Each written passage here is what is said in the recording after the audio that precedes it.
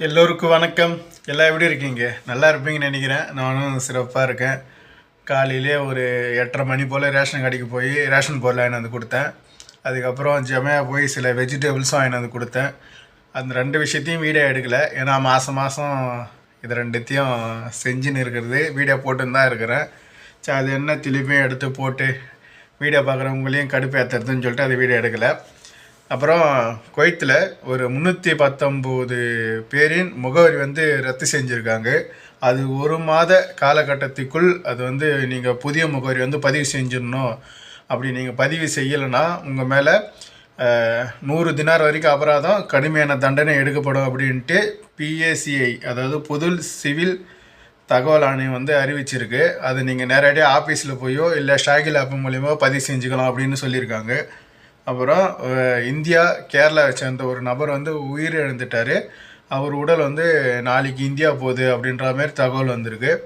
அப்புறம் உள்துறை அமைச்சகம் வீட்டு வேலை செய்பவர்கள் வேலைக்கு வச்சுக்கலாம், அதாவது வேலைக்கு அமர்த்திக்கலாம் அப்படின்ற மாரி ஒரு சுற்றறிக்கை ஒன்று வெளியிட்டிருக்கு. அதில் இந்தியா, ஸ்ரீலங்கா, நேபாள், தென்னாப்பிரிக்கா நினைக்கிறேன், இதுமாரி உள்ளடங்கிய ஒரு 10 நாடுகளுக்கு அனுமதி வழங்கப்பட்டிருக்கு. 27 நாடுகளுக்கு பேன் பண்ணியிருக்கோம். அந்த நாட்டிலேருந்து ஆளுங்களை வேலைக்கு எடுக்கக்கூடாது அப்படின்ற மாரி உள்துறை அமைச்சரும் சொல்லியிருக்கு.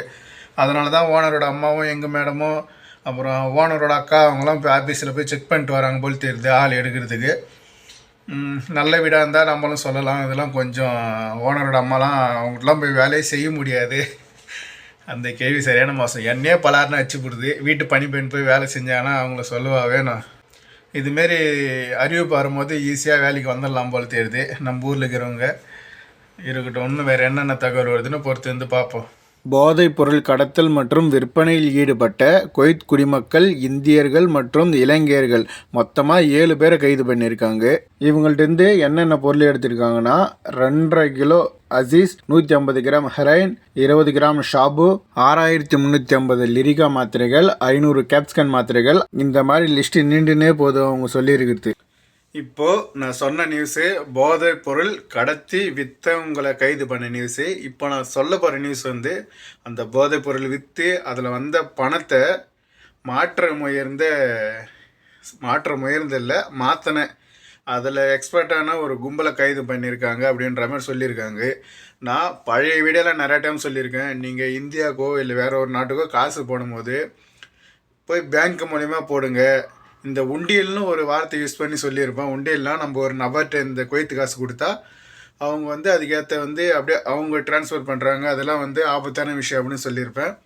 அதுமாரி தான் நிறையா பேர் சிக்கின்னு இருக்காங்க. இதில் இப்போ ஒரு கும்பலை கைது பண்ணியிருக்காங்க அப்படின்ற மாதிரி சொல்லியிருக்காங்க. நீங்கள் எதுவும் பணம் போடுறதா இருந்தால் எப்பவுமே சரி பேங்க் மூலிமா இப்போ போடுங்க. இந்த உண்டியல் மூலிமா இல்லை வேறு ஒரு ஃப்ரெண்டு சொல்கிறாங்கன்ட்டு அதுமாரி தவறு செஞ்சிடாதுங்க. அப்படி பணமும் மாற்றிடாதுங்க, போட்டுடாதுங்க.